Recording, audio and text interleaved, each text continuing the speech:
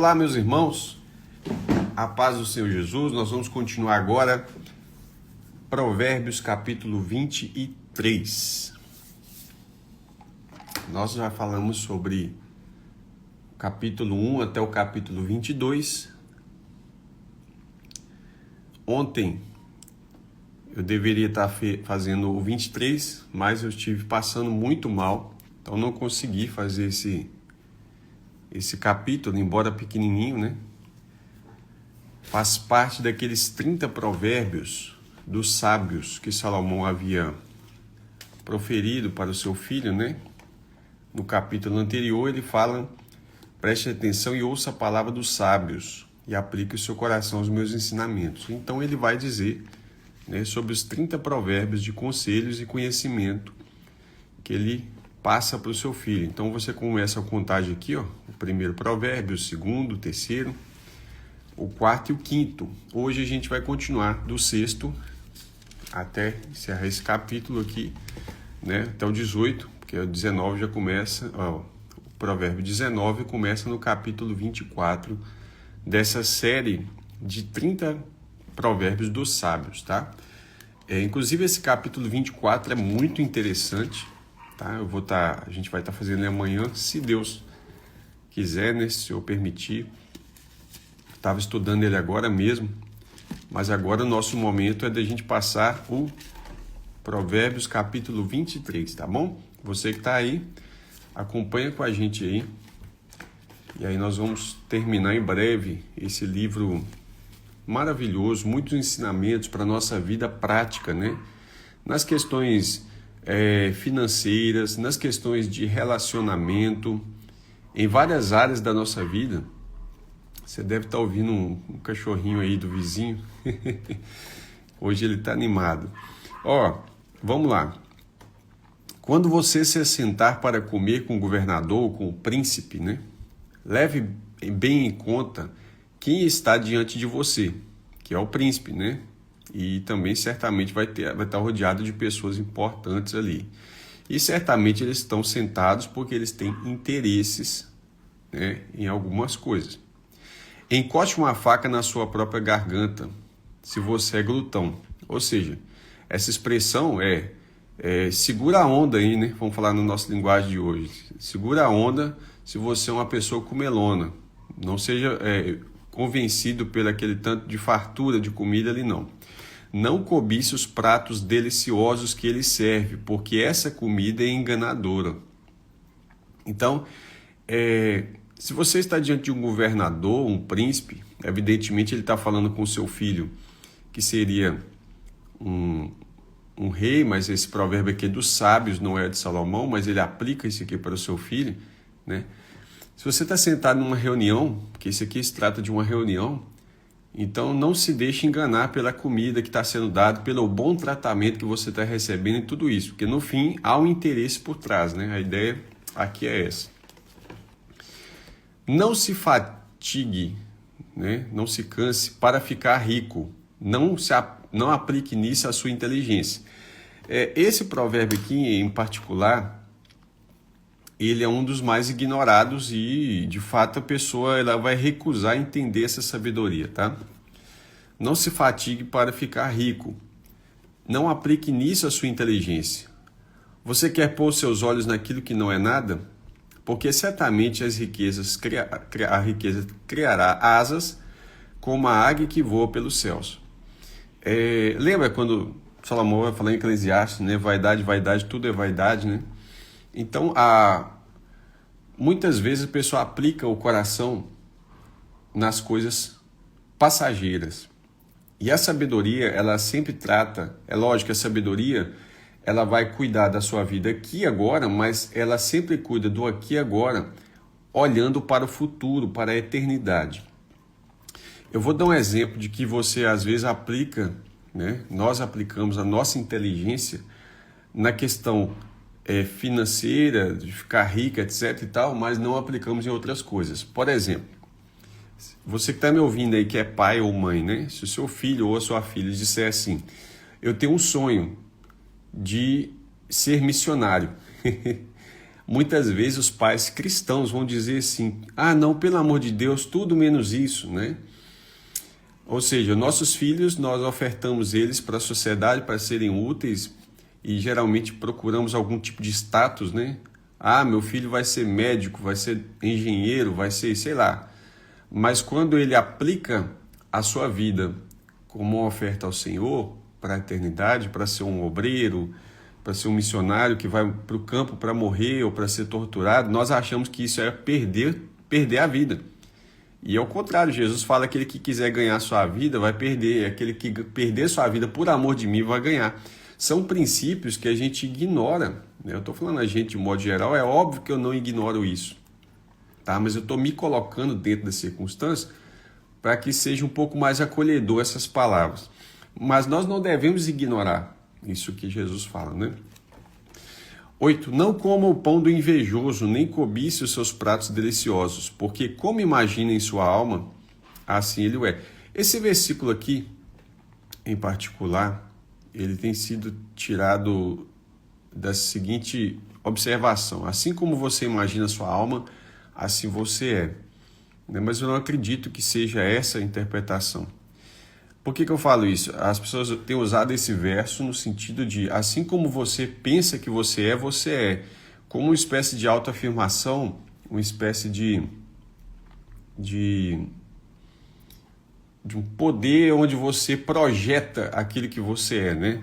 De um certo modo, se você se enxergar como uma pessoa fracassada, você de fato vai se tornar aquilo ali, porque você está caminhando para isso, né? Você está olhando para você como um fracassado. Por exemplo, quando você olha para você enxergando o perdão e a misericórdia de Deus, você se sente livre, né? Mas quando você dá ouvido ao acusador, que é o diabo, né? Você vai se tornar um fado mesmo para você. Mas eu não creio que você vai ter aquele poder, sabe, aquele poder da mente onde você tem domínio sobre o seu destino. E aí a gente tem que entender o poder de Deus em cima disso. O invejoso vai dizer para você, coma e beba, mas não está sendo sincero. É mais ou menos aquela pessoa que te oferece alguma coisa para comer e fala assim, ela não quer te dar, mas ela oferece por educação, vamos dizer assim, entre parênteses, né? Por educação. Então, ela vai falar assim, você não quer não, né? Você quer um pouquinho? Você vomitará o bocado que comeu e terá desperdiçado as palavras amáveis que falou. Então você sentou para conversar com um invejoso, com uma pessoa desse tipo, né? Você vai perder seu tempo, não vai haver comunhão, as suas palavras vão ser jogadas fora. A pessoa está dizendo, come e beba à vontade, fica à vontade, mas não está sendo sincera. Então você está diante de uma pessoa que geralmente o invejoso é também ganancioso, né? Não fale com um tolo, porque ele desprezará a sabedoria das suas palavras. Esse provérbio está relacionado com o anterior. Ou seja, o invejoso é um tolo. E aí ele fala, você terá desperdiçado as palavras amáveis que falou. Como que Jesus aplica isso, né? Não dê as suas pérolas aos porcos. Lembra que ele fala isso? É a mesma coisa. Não fale um tolo, porque ele desprezará a sabedoria das suas palavras. É tão ruim quando você senta para conversar com uma pessoa e fala de coisas maravilhosas e no fim você percebe que a pessoa desprezou tudo aquilo ali, né? É tão ruim. 10º provérbio. Não remova os marcos antigos, nem entre nos campos dos órfãos. Vou só dar uma pontuação nos marcos antigos, porque esse provérbio, o 10º provérbio está relacionado com o 4º. Fala assim, não remova os marcos antigos que os seus pais colocaram. Então o que acontece aqui? Esse não remova os marcos antigos que seus pais colocaram, eu tinha falado que ele está aqui em Deuteronômio, né? 19, verso 14, e Deuteronômio 27, verso 17, tá? Isso aqui é o que? A demarcação de terra, de herança, não era para ser mudada, tá? É uma injustiça fazer isso. Só que veja bem, aqui no 10º provérbio, capítulo 23, verso 10, não remova os marcos antigos, nem entre nos campos dos órfãos. Olha, os órfãos, eles não tinham quem protegesse, né? Então não tinha pai, não tinha mãe. E aí o que aconteceria? A lei de Deus, ela protege o órfão e a viúva. Porque a viúva, entenda bem o contexto social, ela não tinha quem o protegesse, porque quem protege a família é o homem, tá? Então, se o pai morreu, o órfão fica desprotegido e a viúva fica desprotegida também. Então, a lei de Deus ela é severa acerca do órfão e da viúva, porque Deus já sabe que nessa fragilidade vai ter algumas pessoas em Israel e em todo o mundo, né, malignos, que vão aproveitar dessa fragilidade e querer remover os marcos e começar a aumentar o seu próprio território, que é vizinho, por exemplo, ou tomar aquela propriedade dos órfãos e da viúva. Então ele fala, não remova os marcos antigos, nem entre nos campos dos órfãos, porque o Redentor deles é forte. Olha que interessante essa expressão, né? O Redentor deles é forte e defenderá a causa deles contra você. Sim, Deus se levanta contra as pessoas injustas, tá? E nós vamos ver amanhã, inclusive, que é Provérbio 24, se Deus permitir, que como que Deus faz isso, né? No fim das contas, o ímpio ele pode até prosperar durante toda a sua caminhada aqui, mas o que são 50, 60, 70 anos de prosperidade perto de uma eternidade no inferno, não é verdade? Aplique o seu coração ao ensino e os seus ouvidos às palavras do conhecimento.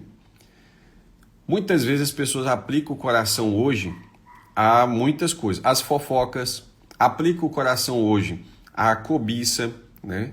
E a cobiça que eu falo de modo geral, tanto na área sensual, como também na área de posses e desejo de possuir coisas, como as redes sociais, principalmente as redes sociais mais famosas que a gente conhece aí, elas trabalham em cima da cobiça, né? Em cima de dois pilares que o diabo tem como gatilhos mentais para levar a pessoa ao pecado.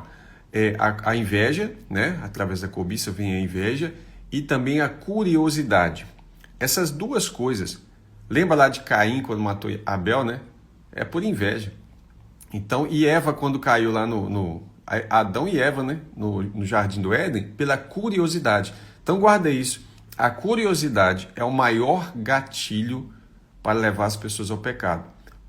Porque através da curiosidade a pessoa quer saber, né, como seria ela praticando aquilo, ela possuindo aquilo ali. Então a curiosidade ela leva à inveja, né?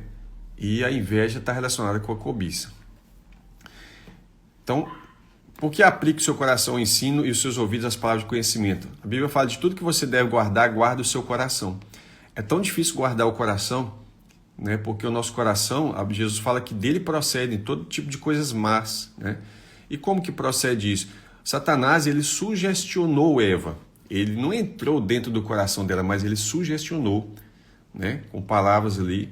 E, inclusive, ele tentou sugestionar Jesus nas tentações no deserto. Você vai ver ali em Mateus 4 e Lucas 4, que Jesus não foi tentado só no finalzinho. Ele foi tentado durante 40 dias e ao final dos 40 dias ele teve fome. Aí começa aquela série de 3 últimas tentações, né? E o diabo se afasta dele por um pouco de tempo. Depois ele volta a tentar Jesus também, o tempo todo, tá? Vou dar um exemplo de tentações. Todas as vezes que os fariseus, os saduceus, eles vinham diante de Jesus para provar Jesus, para testá-lo, ali fazia parte da tentação, tá? Também. Porque a tentação de ser aceitável, de fazer média diante de um público, e Jesus não cai nessas conversas, né? Provérbio 12, não deixe a criança sem disciplina. Só voltar aqui, nós estamos em Provérbio capítulo 23, verso 13, mas nós estamos na série de 30 provérbios que começou no capítulo anterior, tá? Então esse 12º provérbio está aqui, não deixe a criança sem disciplina, porque se você a castigar com a vara, ela não morrerá. Claro que você não vai matar a criança. Você a castigará com vara e livrará a alma dela do inferno. Esse provérbio aqui está relacionado com o capítulo 22, que é o capítulo anterior, verso 15. Lembra que nós lemos? A tolice está ligada ao coração da criança, mas a vara da disciplina a afastará dela, né? Então, a criança é sempre bonzinho. Não, o ser humano ele tem aquela questão do pecado original, né? Então, sabendo disso, a gente sabe que a criança tem a tolice ligada ao seu coração e a rebeldia também, né? Não deixe a criança sem disciplina. Se você deixar, você vai criar um monstro, literalmente um monstro. Muitos pais colhem frutos terríveis de ter deixado o filho sem disciplina. Alguns se orgulham, né? Eu jamais corrigi meu filho. Ora, se você não corrigiu, o que é corrigir? Correção está relacionada a corrigir algo que está indo para o lado errado. Se você não corrigiu, ele vai crescer para aquele lado, para o lado do mal, evidentemente, e depois esse mal vai se voltar contra você também. E aí você vê muitos pais dizendo, né? Alguns se perguntam, onde foi que eu errei? Tá aqui a resposta, tá? Então, onde foi que você errou, tá aí. E agora, o que eu faço? Já é grande, não tem como eu corrigir mais, né? Joelho no chão. Ah, mas ele tá falando que vai sair de casa, ela tá falando que vai sair de casa, já tem 18 anos, já sabe cuidar de si. Ora, o que o pai do filho pródigo fez? Liberou. Ele não estava sendo mal, simplesmente, né, você precisa ser respeitado dentro de casa. Uma mãe que não manda mais no filho, meu filho, não tem nem como fazer mais nada, né? Orar e orar e orar e orar. Você vai ver muito isso aqui nos círculos de oração. Você que por acaso está me ouvindo e tem costume de orar junto com os irmãos da igreja, né? Você vai ver muitos casos de mães ou esposas também, né? Eu sempre participei de círculo de oração, então eu sei muito bem qual é o perfil dos círculos de oração. Poucos homens, tá? Literalmente poucos homens. Às vezes eu era o único, ou às vezes tinha 1, 2, muito poucos homens ali orando. Eu vejo que as mulheres têm um pouco o coração mais quebrantado, se abrem mais, choram mais, se quebrantam mais diante do Senhor. Não estou falando que é todas não, tá? Estou falando das minhas experiências. Eu vejo as mulheres mais quebrantadas. E aí você vê muitos casos assim, vou relatar alguns casos de mães que estão orando porque os filhos estão hoje nas drogas e etc e tal, na prostituição, né? Às vezes a filha, o filho. E outros casos elas estão orando ali porque os seus maridos estão dando trabalho. Quando você faz um retrospecto, né? Você vai ver que muitas vezes elas estão colhendo fruto de não ter disciplinado seus filhos, não ter sido exemplo também para eles. E outros casos é o caso de ter casado com pessoas que não eram cristãs, não eram crentes. E agora pensaram que mudariam ele e não estão conseguindo mudar. E não muda mesmo, não adianta, tá? Aí alguém vai dizer, mas no meu caso aconteceu assim, eu consegui. Olha, mérito nenhum seu. Graças a Deus que você conseguiu, né, de certo modo, que essa pessoa estivesse aos pés do Senhor. Muitas meninas caem na ideia de achar que vou envolver com um rapaz do mundo, ele vai casar comigo, né? E ele vai ter que converter, porque meus pais querem que eu namore com alguém crente. Então ela pega o cara sabendo que ele não crê em Jesus, ele vai lá na igreja, levanta a mão e faz todo aquele teatro, mas ele não está aceitando a Jesus, ele não aceita as propostas de Cristo, ele está aceitando a menina. Então ele se submete a dizer que é crente e depois, né, a pessoa está fazendo... A irmã está falando, é verdade, eu faço parte do grupo de oração. Todo mundo faz parte de grupo de oração, vai testificar que o que eu estou falando é verdade, né? Infelizmente. Aí a moça vai lá, por exemplo, ou o rapaz, envolve com a pessoa não crente, quebrando um princípio bíblico de não se juntar em julgo desigual, né? E aí essa pessoa vai tentar burlar a lei de Deus, vai tentar literalmente fazer Deus de bobo. É como se dissesse assim, eu vou casar e depois Deus vai ter que abençoar. E não é assim que funcionam as coisas, né? É a colheita do fruto que a pessoa tá plantando ali, tá? Com filhos e com cônjuge é a mesma coisa. Meu filho, se o seu coração for sábio, eu destaquei aqui, se o seu coração for sábio, também o meu coração se alegrará. Então, todo pai falaria isso para os filhos, toda mãe, né? Minha filha, se o seu coração for sábio, o meu coração se alegrará. Olha o prazer, né, dos sábios, que esse ainda é um dos provérbios dos sábios. O meu íntimo exultará, ou saltará de alegria, né, quando os seus lábios falarem coisas retas. Por quê? A Bíblia diz que a boca fala do que o coração está cheio. Se o seu filho está falando coisas retas, então o coração dele está cheio de sabedoria. Meu filho, se você for sábio, meu coração se alegrará quando os seus lábios falarem coisas retas, né?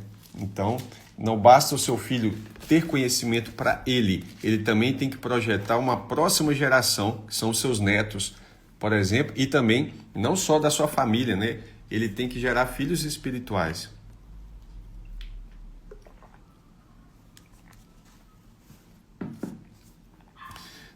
Como a irmã disse aqui, né? Eu vejo os pedidos de oração das mães, mas hoje estamos vivendo uma geração de óleos. As pessoas não choram mais na presença de Deus, infelizmente. É verdade. Jesus fala que por se multiplicar o pecado, o amor de muitos esfriará, né? Eu não sei se as pessoas têm noção, mas o pecado já multiplicou bastante. Ele não aumentou, o pecado multiplicou. De 2 anos para cá, por exemplo, a gente vê uma mudança no mundo terrível, né? Não tenha inveja dos pecadores. Pelo contrário, Provérbios 23, 17. Não tenha inveja dos pecadores, pelo contrário, persevere no temor do Senhor todo o tempo.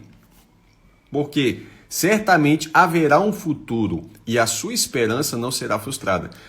Nesse provérbio eu me lembro do Salmo 73. Amanhã falaremos um pouco sobre ele quando chegar aqui no capítulo 24. Olha aí, a mesma coisa. Ó. Não tem inveja dos maus, nem que ele está com eles. Então eu destaquei aqui já. Ó. Salmo 73, que é o salmo do grande levita chamado Asaf, né?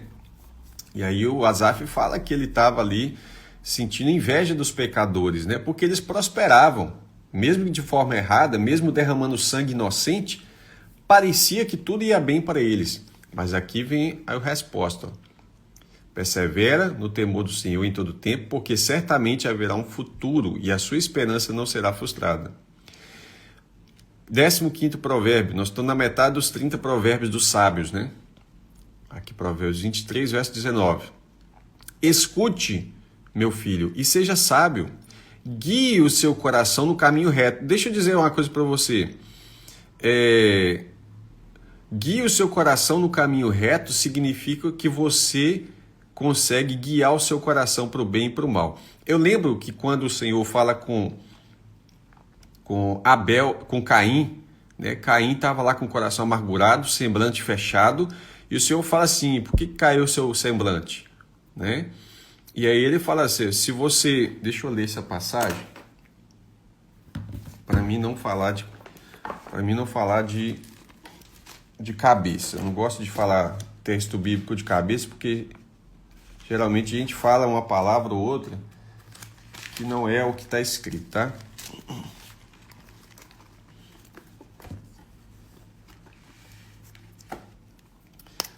Olha aqui, ó. Nós estamos em Gênesis 4.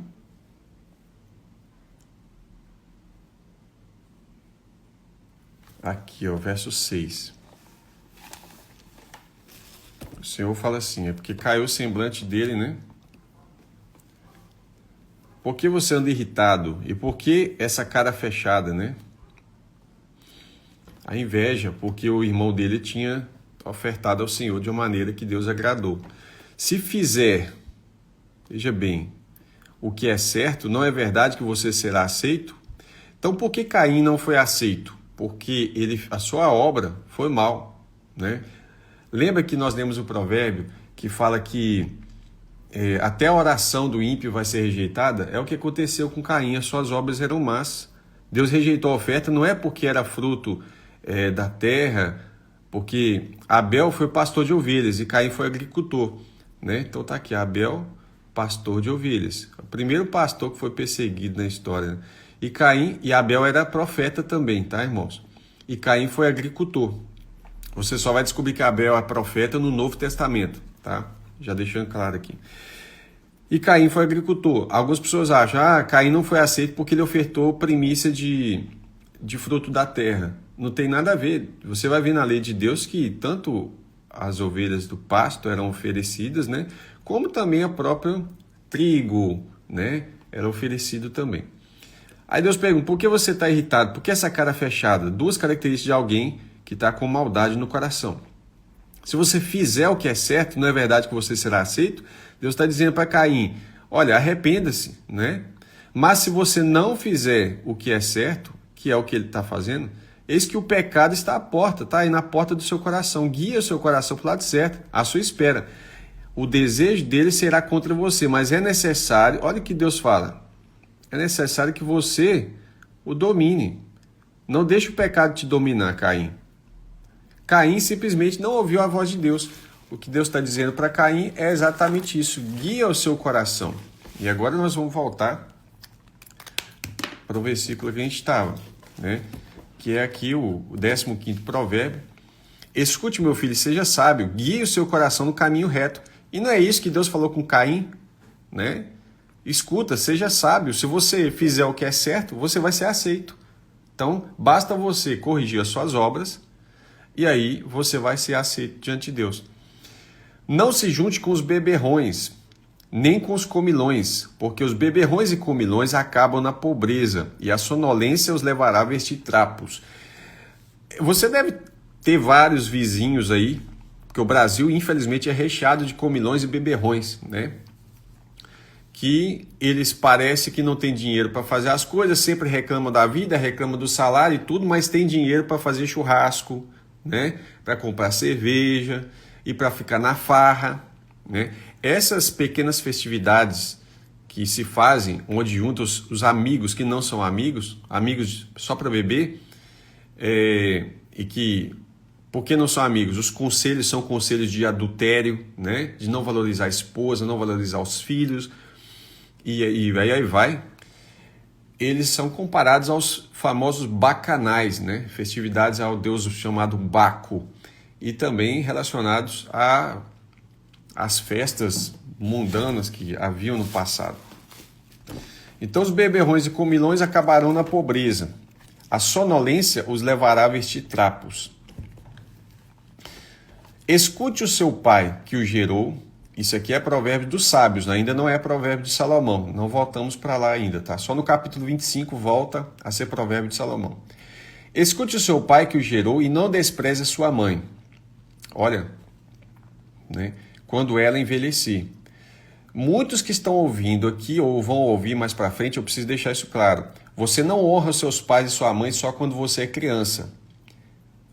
Muitos filhos crentes abandonam os pais na velhice, doentes, fingem não estar percebendo as carências e necessidades dos pais. Eu sou pastor, eu visito muitos idosos, então eu sei o que eu estou falando. Muitos idosos, infelizmente, só têm a igreja como família deles.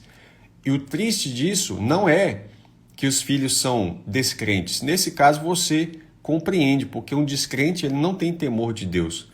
Mas o lamentável é ver um pai, uma mãe velhos, viúvos, né, sozinhos em meio a uma multidão de filhos. Então você que é filho não procura desculpa para não visitar os seus pais e não cuidar deles, inclusive financeiramente, né? Então é um dever nosso. A Bíblia fala que se você honrar seu pai e sua mãe, é o primeiro mandamento que tem promessa de prosperidade e vida longa. Inclusive Deus pode curar você por você honrar seus pais, né? Estou deixando aqui claro para você entender. Assim como vem a bênção através da obediência, a maldição vem pela desobediência. Compre a verdade e não a venda. Compre a sabedoria, a instrução e o entendimento. O pai de um justo fica muito feliz, e quem gerar um filho sábio terá nele a sua alegria. Ora, esse provérbio, o 16º, quando ele fala aqui, dê essa alegria a seu pai e a sua mãe, de ser sábio, né? Que se enche de felicidade aquela, né, mulher que o deu à luz. Então, quando fala que o pai de um justo fica muito feliz e que a mãe vai cheia de felicidade, está relacionado com o verso anterior que a gente leu, né? O verso 13 aqui, ó. Aliás, provérbio 13, né? O verso 15. Meu filho, se o seu coração for sábio, o meu coração se alegrará, quando os seus lábios falarem coisas retas. Então, se o filho é sábio, o pai vai ser alegre, vai se alegrar com ele, né? A mãe também. Meu filho, preste bem atenção no que eu digo. Aí ele fala, os sábios dizem, né? E que os seus olhos se agradem dos meus caminhos.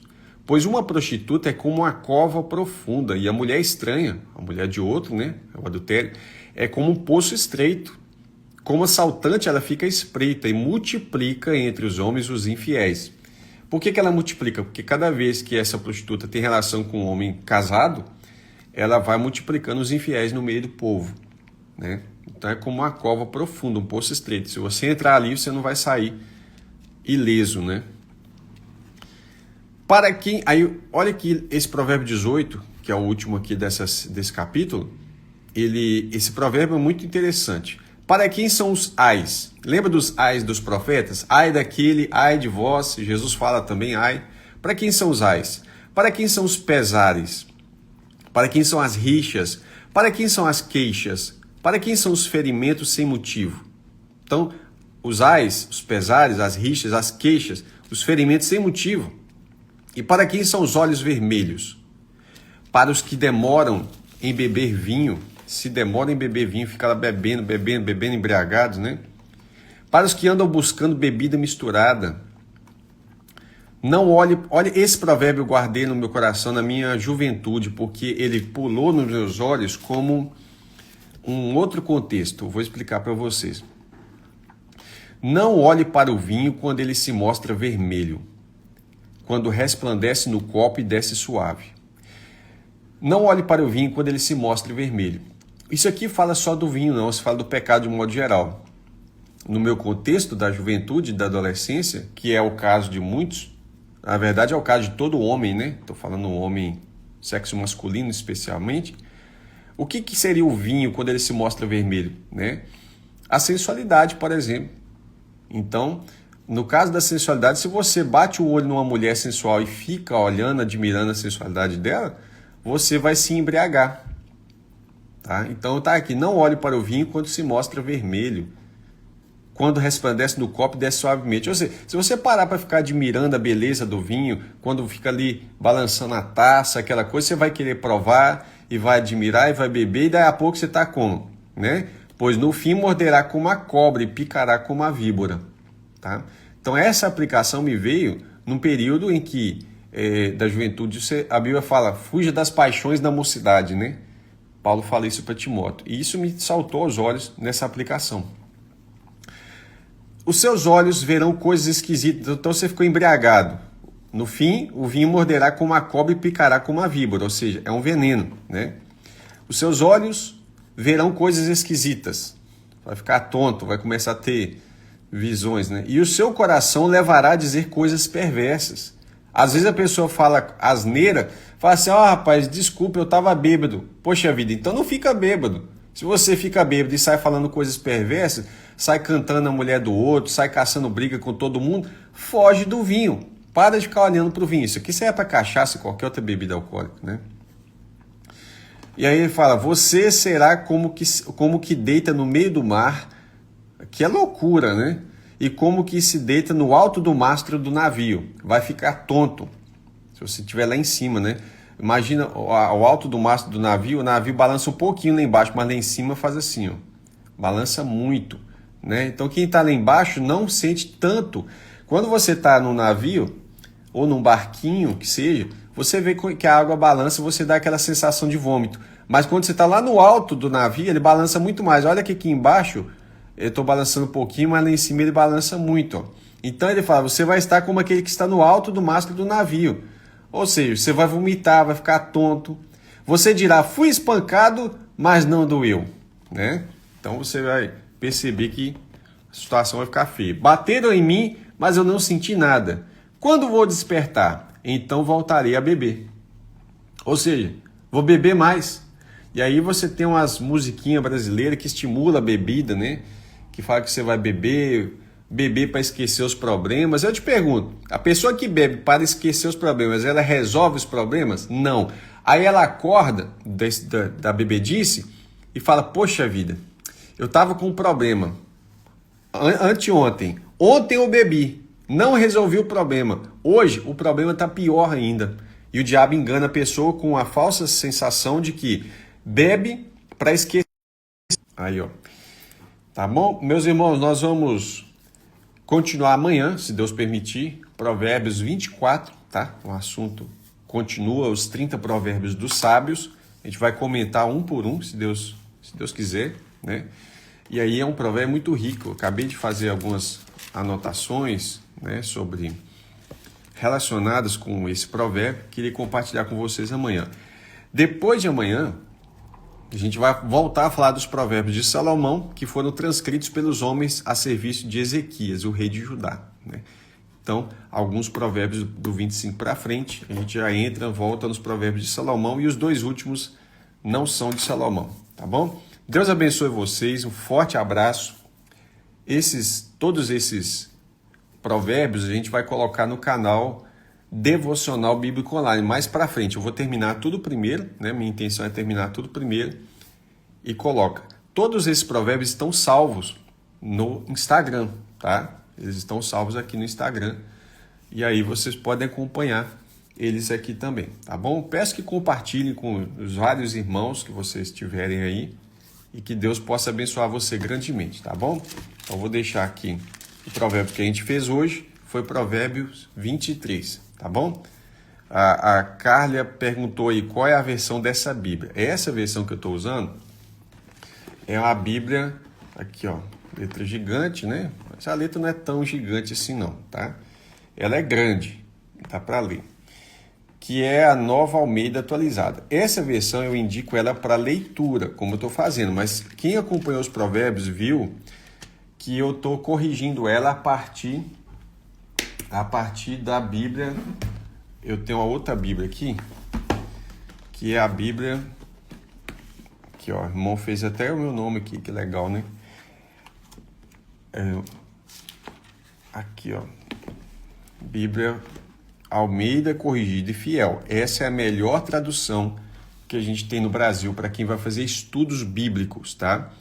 Então, a linguagem dela é um pouco mais difícil, mas apesar disso, eu acho que vale a pena a pessoa se esforçar para entender um pouco a linguagem, né, dela. Muitas vezes eu precisei, já 2 ou 3 vezes eu precisei fazer correção nos provérbios. Deixa eu ver aqui se eu marquei algum. Já por 2 ou 3 vezes aqui, ó, né? Então, por exemplo, essa aqui é uma das correções que eu precisei fazer, que está em Provérbios 6, verso 26. Porque por causa de uma prostituta se chega a pedir um bocado de pão. Que lá a linguagem não estava, na Nova Almeida atualizada, não estava tão legal. Embora é uma linguagem que facilite a leitura, a Almeida Corrigida e Fiel, a Almeida Revista e Corrigida e a King James 1611, que é a King James Fiel, são as 3 que eu indico para estudo bíblico. Se a pessoa quiser fazer um estudo bíblico, são as melhores traduções, tá bom? Que Deus abençoe a vida dos irmãos. Até amanhã, se Deus quiser.